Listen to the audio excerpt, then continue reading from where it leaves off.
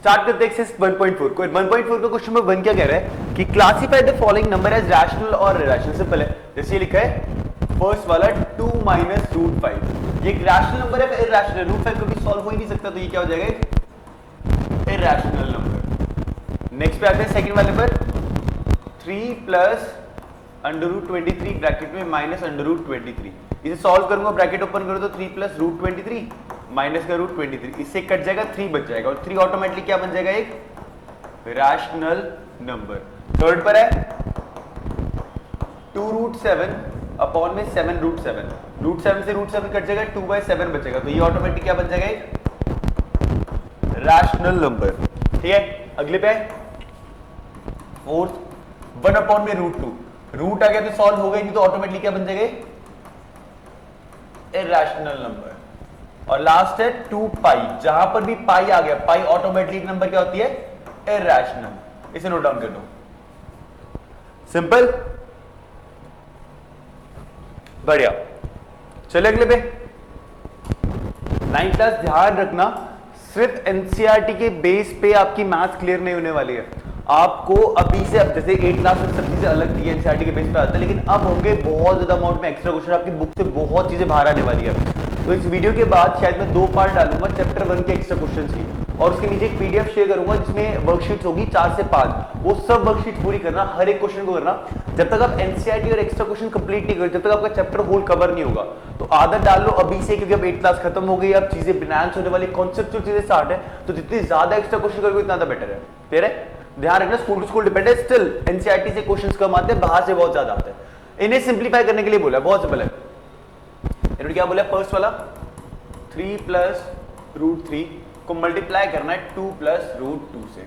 कैसे करते हैं, पहले 3 को दोनों से मल्टीप्लाई कर देते हैं 2 प्लस रूट 2 से, और अब इस रूट 3 को मल्टीप्लाई कर देते हैं 2 प्लस रूट 2 से। मतलब 3 को पहले दोनों से मल्टीप्लाई कर दिया और फिर रूट 3 को दोनों से मल्टीप्लाई कर दिया। 3 2 से कितना था 6 plus 3 into root 2 3 root 2, root 3 into 2 कितना 2 रूट 3, और रूट 3 इंटू रूट 2 कितना देगा रूट 6। इसके आगे कोई भी रूट सेम नहीं है तो सॉल्व ही नहीं होगा और मेरा ये आंसर आ जाएगा।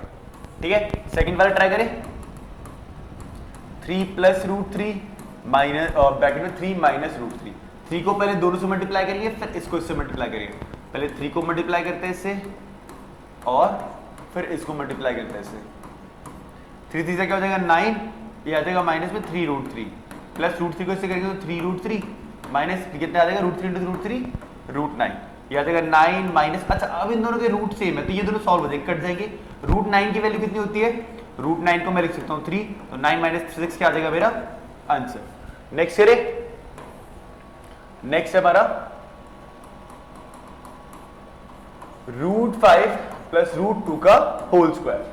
सिंपल से a प्लस बी का होल स्क्वायर लगा सकता हूँ, फिर लगा दिया, फिर मैं ये भी कर सकता हूँ रूट 5 प्लस रूट 2 इंटू में रूट 5 प्लस रूट 2, सेम इसकी तरह भी, या फिर मैं क्या करता हूँ a प्लस बी का होल स्क्वायर लगाता हूँ। सिंपल a प्लस बी का होल स्क्वायर तो मतलब a square plus b square plus 2ab, ये कितना आ जाएगा रूट 5 का स्क्वायर 5, रूट 2 का स्क्वायर 2, 2 इंटू में रूट 10, 7 प्लस 2 रूट 10 क्या आ जाएगा इसका आंसर। लिख लो, फिर फोर्थ वाला करा दो, आराम से नोट डाउन कर लो। फोर्थ वाले पे आते हैं, फोर्थ वाले क्या कह रहे हैं,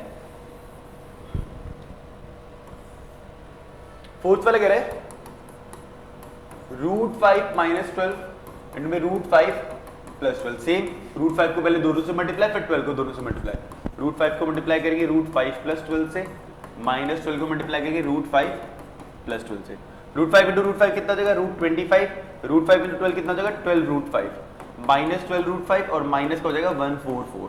ठीक है, ये दोनों सेम रूट है तो कट जाएंगे, यहाँ पर रूट 5 की वैल्यू थी 5 माइनस 144, सही तो कह रहा हूँ ना, कुछ गलती गड़बड़ी तो नहीं की मैंने। ठीक है, 5 में से 144 गया तो कितना आ जाएगा माइनस का 139, नोट डाउन कर दो।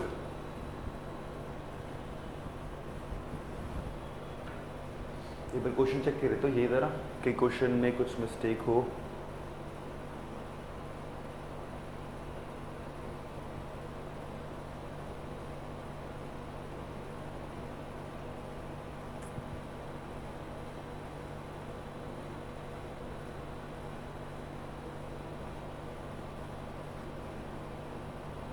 अच्छा √12 नहीं था, √2 था, बच्चे से ठीक कर लेना।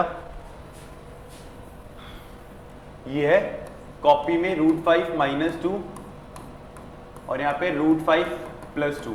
अब इसे देखिए मुझे ये भी समझ आ रही है a - b और a + b की आइडेंटिटी है। अब मैं चाहूं तो डायरेक्ट जैसे मैं करता हूं √5 को दोनों से मल्टीप्लाई, इसको दोनों से मल्टीप्लाई, वो भी कर सकता हूं, या फिर मैं सिंपल a - b और a + b की आइडेंटिटी क्या होती है, a² - b²। तो मैं वही करूंगा, √5 का स्क्वायर माइनस 2 का स्क्वायर। √5 का स्क्वायर आ जाएगा 5, 2 का स्क्वायर आ जाएगा 4, = 1 क्या आ जाएगा मेरा आंसर। ये क्वेश्चन गलत है, ये √5 - 2 है और √5 + 2 है, मिसप्रिंट हो गया। देख लो इसे, फिर नेक्स्ट वाले पे चलते हैं। सॉरी पानी पी लो।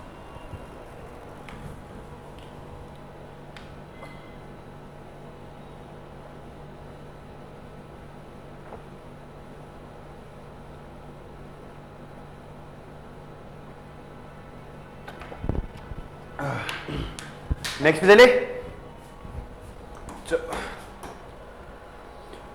ध्यान से देख रहे क्वेश्चन क्या कह रहा है। ये कह रहा है recall pi is defined as, ये कह रहा है पाई को हम डिफाइन करते हैं as the ratio of circumference upon में diameter, that is pi is equal to c upon में d। This seems to contradict the fact that pi is rational, how will you resolve this contradiction. ध्यान समझना, ये कह रहा है हम pi को सर्कमफेरेंस अपॉन में डायमीटर की इक्वल कर सकते हैं। ये समझ आ रहा है कैसे कर सकते हैं, पहले बता देता हूं। सर्कमफेरेंस का फॉर्मूला क्या होता है, 2πr। मैं इसे लिख देता हूं 2r × पाई, और 2r का मतलब क्या होता है, डायमीटर। तो मैं क्या पाई को ऐसे लिखता हूं सर्कमफेरेंस अपॉन में डायमीटर। तो उन्होंने यही बोला है यहां पर। ये कह रहे हैं यार हमें पता है पाई तो क्या एक इरैशनल नंबर है, लेकिन ये सर्कमफेरेंस अपॉन डायमीटर के इक्वल कैसे हो, क्योंकि ये दोनों नंबर तो क्या होते हैं, रैशनल। क्या कभी कोई इरैशनल नंबर रैशनल नंबर के इक्वल हो सकता है, नहीं। तो ये कॉन्ट्रडिक्शन हुई कैसे है, तो ध्यान से समझना।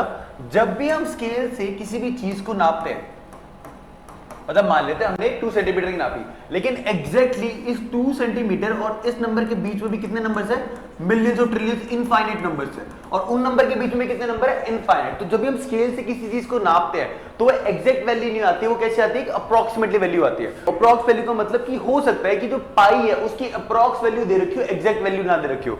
इसीलिए हम पाई को इस सिचुएशन में क्या कह देते हैं कि यार वो किसके इक्वल है, रैशनल के इक्वल। तो हम लिखेंगे when we measures anything, it only gives us an approximate